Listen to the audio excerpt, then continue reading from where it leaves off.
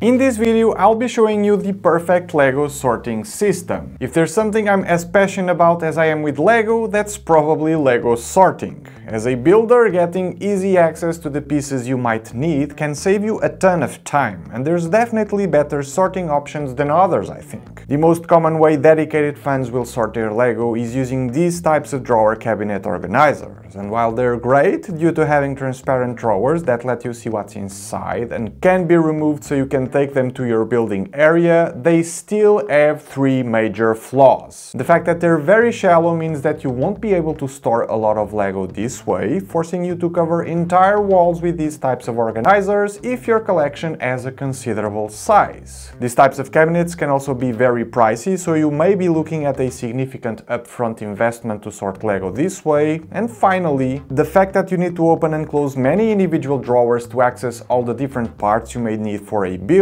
will significantly slow down your actual building time. This is why I settled on using the IKEA LX6 drawer cabinets almost 10 years ago when I bought my first units. They have very wide drawers giving you easy access to a bunch of different pieces in one go, which compared to the acromill types of drawers saves you time when you're looking for parts, and due to the fact that they're much deeper means they will hold a lot more LEGO, cutting down on the amount of wall space needed to sort your collection. I also stack units on top of each other, further maximizing its utility, and honestly they're much nicer to look at design-wise. Now, as much as I love the Alex cabinets, they have two major flaws. The first one being the fact that for safety reasons and to avoid the cabinets toppling due to the weight of the drawers themselves do not open all the way. This makes accessibility to the full extent of the drawer really hard, which in turn doesn't allow you maximizing their area to the fullest. I've personally been using that dead space to store my overflow of pieces, but in the back of my head I always felt that used to be a waste of potential. The second major flaw of this system is that after all these years I still wasn't able to find drawer organizers that perfectly fit the area of the drawers, and believe me,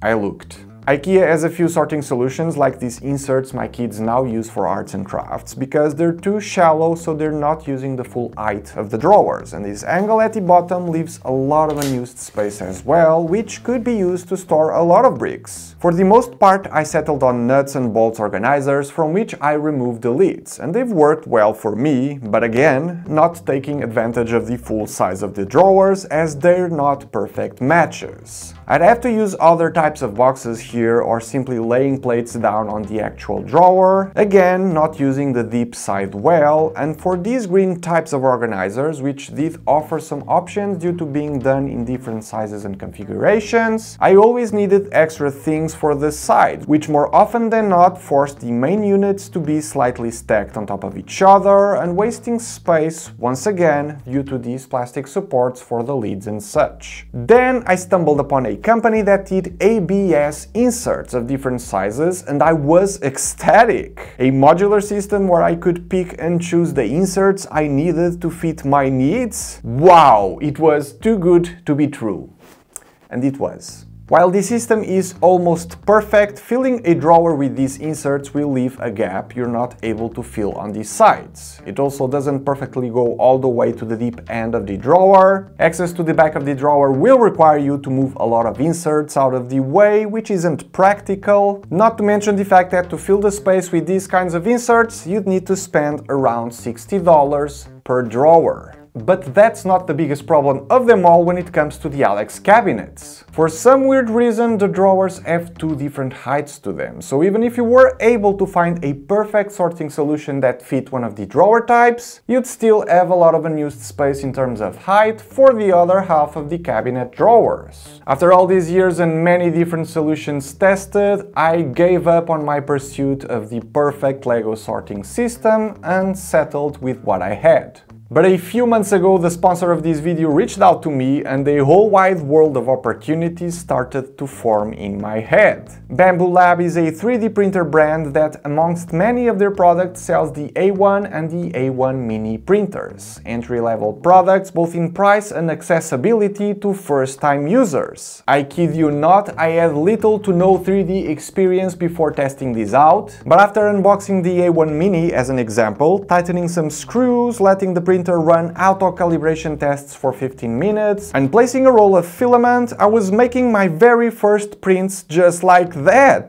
The A1 printer that comes with a larger print plate required some assembling, but we're LEGO fans here, so that's never been an issue. And after the same kind of auto calibration tests, it was ready to print as well. I didn't know that 3D printing could be this easy and accessible, and I'm not saying this because this is a sponsored video. With these Bambu Lab printers, it was really easy to get started as a complete beginner. There's an app you install on your phones to browse user-made designs you can print at the push of a button, as the settings are all automatically dialed in. Bambu Lab was also kind enough to send the AMS Lite system for both printers, which basically enables multicolored printing I wasn't even aware was a thing. These are completely optional modules, not required to get the A1 printers working, but I did find them useful for uninterrupted printing sessions, as when a roll of filament is about to run out, the AMS will automatically switch to a new one of the same color, which is very cool. Now I'll get to the purpose of the video in a little bit and how the 3D printers come into play. I'm just really excited about telling you all about this because as a maker at heart, this technology is almost as cool as LEGO, and here are some examples why. Bambu Lab's filament comes in many different colors and materials, as you can see in this filament swatch, for which I printed this functional display that is super satisfying to play with. Filaments are also packed like these with spools, but you can also just purchase refills for cheaper and print your own spools like I did. Halloween is coming up, so I also printed this cauldron to hand out candy, and then I also had these plants in my kitchen displayed like this for months. I was too lazy to buy proper pots, but could not stand to look at them like this anymore, so with the 3D printers at hand, I decided to make something about it. Took some measurements of the vases, and after a couple of minutes of design and a few hours of 3D printing, I came up with this simple display that looks kinda sleek and perfectly matches the shapes of the pots. A perfect match. I know something that also needs a perfect match, right? These dreaded Alex cabinet drawers. Failing to find a proper system that perfectly fit my cabinets, I took matters into my own hands and decided to 3D print my own LEGO sorting system. Taking inspiration from Alexander Chappelle's video on the Alex Drawers 3D printed organizer system, designing a tray that you can slide in and out of place to access the unused deep end of the drawers was the starting point to my own system. But I also needed to take LEGO measurements into account to create custom-sized inserts in a way that made sense. As a modular system, you could adapt to whatever your sorting LEGO needs are, while absolutely maximizing every millimeter of space for LEGO storage. It may look like a very straightforward task to do, but I actually spent the better part of 2 days thinking and measuring things to nail it perfectly, because as it turns out, not all LEGO bricks measure the same, so when I took tolerances into account, I was actually required to recalculate everything a couple times. But after that was done, many days of 3D printing took place, almost 3 rolls of filament used, and here's what I ended up with. The system consists of 2 types of larger trays, the grey ones perfectly square, and the white ones which are rectangular to fill in the remainder of the space on the drawers. I couldn't figure out measurements to split everything evenly into just 2 trays, taking LEGO measurements into account. And there was also the physical limitation of the print bed size of the A1 printer, which was the main workhorse for this project. The A1 Mini, on the other hand, took care of most of the individual inserts, 5 different sizes that perfectly match 4 studs wide LEGO pieces. And I mean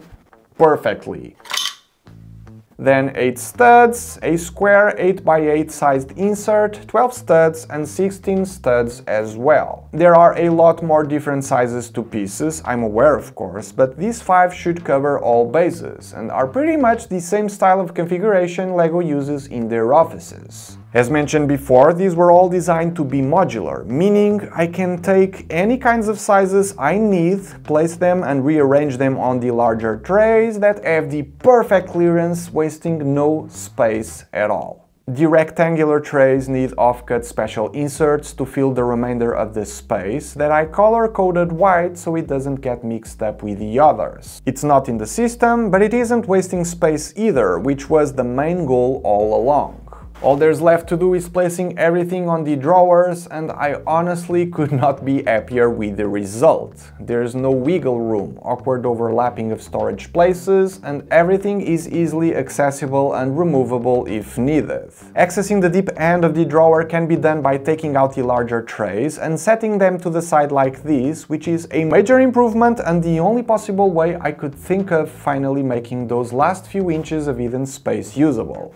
The height of the drawer is also used to its maximum extent, and because all of this was designed by me, I can just add a bit more height to the designs to make inserts and trays that also fit the taller drawers of the IKEA Alex units. I personally think it's insane how far 3D printing has come and how easy it is to get into it and solve problems I had around the house. The Bambu Lab's A1 printers are amazing entry-level pieces of technology I would totally recommend to you if you ever considered trying 3D printing but were too scared about its complexity, calibration processes and especially price. At the moment, Bambu Lab is running the best deals you could possibly get until the 3rd of December, so be sure to find out more via the Bambu Lab's early Black Friday page linked below. I'll also share all of my designs for the LEGO sorting system on Maker World for free for you all to use. So be sure to print them, like them and share around, as that would be a great incentive to try and come up with other 3D printing projects that could help our everyday use of LEGO, and I have a ton of ideas for that.